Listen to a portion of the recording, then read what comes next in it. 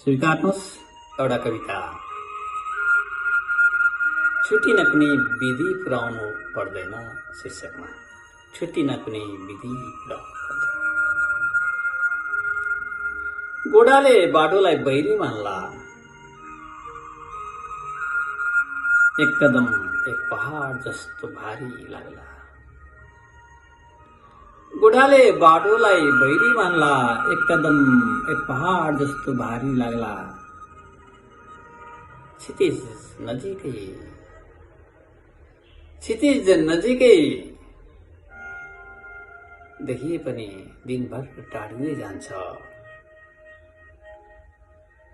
थाकेका पाइलाहरूले धुलोसँग गरेका सम्झौता पहिलो वर्षाले बगाइदिन्छ। यात्राहरू पनि कहिलेकाहीँ गन्तव्यका लागि होइन, आफ्नो थकान प्रमाणित गर्न हिँडिरहेका हुन्छन्। र मान्छेहरू हात समातेर सगै निस्किन्छन्, तर मनका बाटाहरू आफ्नो दिशातिर मडिसकेका हुन्छन्। कसैले ठुलो अपराध गर्नु पर्दैन, कसैले विश्वासघात नै गर्नु पर्दैन, कसैले अन्तिम शब्द पनि बोल्नु पर्दैन।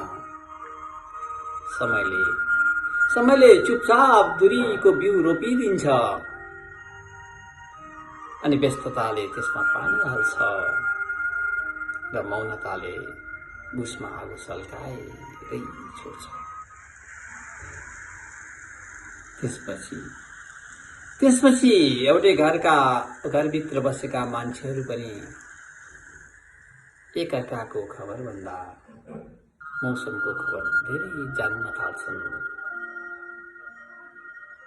छुट्टिन कुनै विधि पुर्याउनु पर्दैन। एक नमस्कार, बिस्तारै टाउको हल्लाइमा फेरिनु पर्याप्त हुन्छ। एउटा कुराकानी पछि करौलामा अड्किनु पर्याप्त हुन्छ। अनि एउटा प्रतीक्षा उत्तर नआउँदै पुरानो हुनु पर्याप्त हुन्छ। अनि सम्बन्धहरू अचानक चुडिँदैनन्, तिनीहरू दिनदिनै थोरै हराउँदै जान्छन्। जसरी गोडाले अन्तिममा बाटोलाई नै बैरी ठान्न थाल्छ,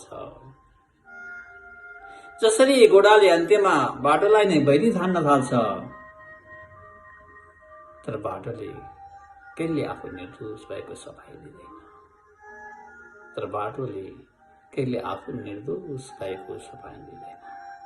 धन्यवाद।